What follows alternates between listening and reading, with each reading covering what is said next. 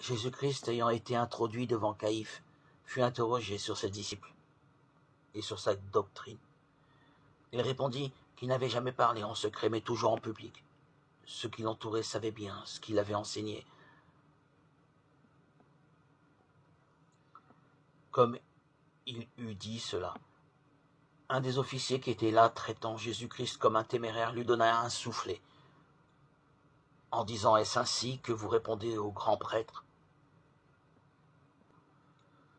Ô patience admirable de mon Dieu, une réponse si modérée mérite-t-elle qu'on fait un tel affront en présence d'une si grande multitude assemblée, en présence surtout du pontife qui, loin de réprimer l'insolence de son ministre, semble approuver par son silence. Ah mon Jésus, vous souffrez tout cela pour expier toutes les humiliations que j'ai eu le malheur de vous faire endurer. Mon amour, je vous en remercie, Père éternel, pardonnez-moi par les mérites de Jésus-Christ, mon Rédempteur. Je vous aime.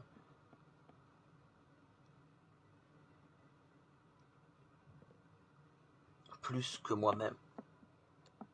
L'unique pontife demanda ensuite à Jésus-Christ s'il était vraiment le Fils de Dieu. Par respect pour ce nom sacré, Jésus-Christ répondit qu'il était en effet. Alors,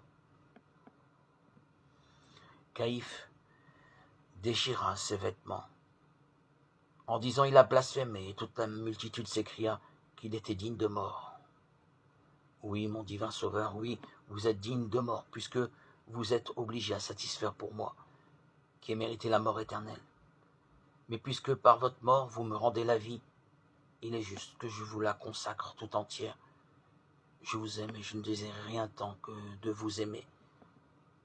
Et puisque vous qui êtes le roi des rois, avez voulu par amour être le plus méprisé des hommes, je veux souffrir aussi pour votre amour toutes les humiliations qu'il vous plaira de m'envoyer.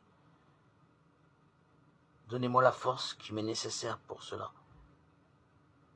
Je vous la demande par le mérite de vos humiliations.